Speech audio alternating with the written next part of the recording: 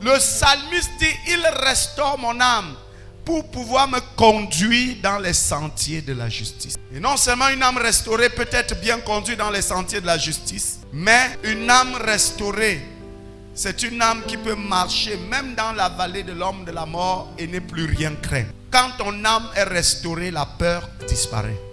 La crainte disparaît. Vous savez, la peur n'est rien d'autre que l'attente au pire. Quand tu as peur, ça veut dire que tu t'attends au pire. Tu t'attends à la cata. C'est pour ça qu'on dit que la peur est l'ennemi de l'espérance ou de la foi. Pourquoi tu as peur? Qu'est-ce qui te rend peureux? C'est l'état de ton âme. Et quand ton âme est restaurée, même quand tu marches dans la vallée de l'ombre de la mort, tu ne crains aucun mal. Pourquoi? Parce que sa houlette et son bâton fait quoi? La houlette, c'est quoi? C'est sa parole. Quelle est cette parole? La parole qu'il a nourri qui? Ton âme. Ça te rassure. Ça te rassure. Mes frères, cette parole ne peut pas te rassurer si ton âme n'est pas restaurée. Si ton âme n'est pas guérie. Même si on prêche quoi, ça va entrer là, ça sort là-bas. Tu seras content juste quelques instants. Après la prédication là, tu seras surexcité. Mais 2 jours après, tu dis au problème, je m'étais arrêté où dans mes réflexions sur toi. Tu reprends à nouveau. Jusqu'au jour où ton âme sera comment?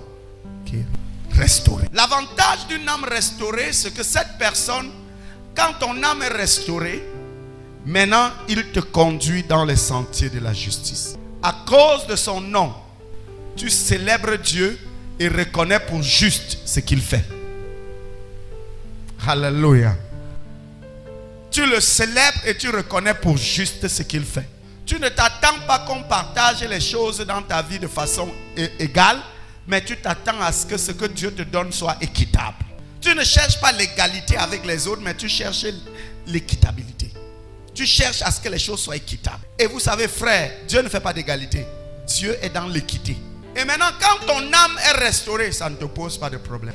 Par contre, si ton âme est malade, ça va te poser des problèmes. C'est pour cette raison, bien aimé, que les gens aux âmes malades ne peuvent pas accepter que on a donné à maman, on a donné à l'ancien, on est arrivé sur l'ancienne, c'est fini. C'est toujours comme ça qu'on me fait. Ma vie est toujours comme ça. C'est comme ça. Qu'est-ce qui t'amène à faire ça? C'est ton âme malade.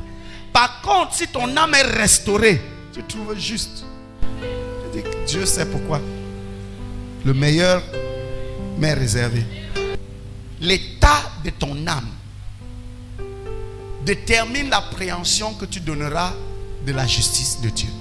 Quand ton âme est malade, tu trouveras que Dieu est injuste envers toi. Pourtant, tu as ce que d'autres n'ont pas. Mais tu trouves que Dieu est injuste envers toi. C'est pour ça que pour Dieu là, il ne peut pas te tenir par la main pour te conduire dans les sentiers de la justice s'il n'a pas d'abord restauré ton âme. Quand ton âme est malade, tout te fait peur. Tu veux te marier, on te propose la main, ça te fait peur.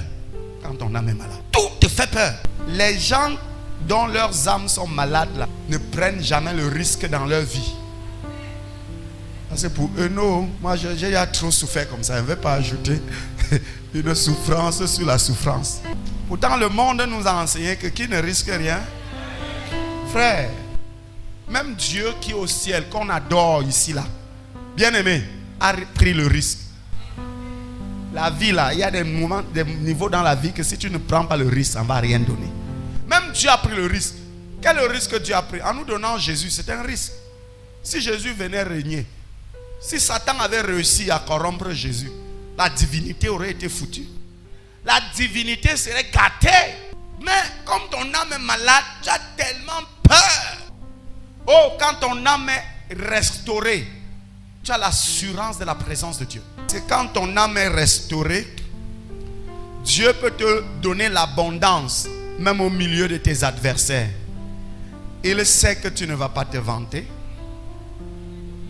Il sait que tu n'utiliseras pas cela pour te venger. Oh. Tu ne vas pas te vanter.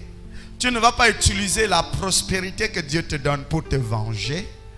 pour dire, vous m'avez trop fait souffrir, vous vous êtes trop moqué de moi. Maintenant, je vais vous chouer le pépère. Tu n'utiliseras pas ça. C'est pour ça qu'il dresse devant toi une table en face de tes adversaires. Parce que tu ne vas pas chercher à te venger, ni te vanter, ni chercher à prouver que mon Dieu m'a répondu. Venez maintenant encore vous moquer de moi. Non, non. Mais ton succès, ta table dressée, tu vas appeler tes adversaires et les nourrir.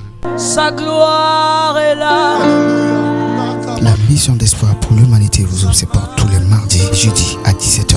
Le dimanche, premier culte 7h30 et le second culte 11h. Nous sommes situés à Douala, BK8, entrée face pharmacie People. Vous pouvez nous suivre sur notre page Facebook Mission d'espoir pour l'humanité et sur notre chaîne YouTube MH Channel TV. La mission d'espoir est une église qui apporte un évangile complet qui s'occupe du salut intégral de l'homme, corps, âme et esprit pour une vie chrétienne victorieuse. Sa main nous touche.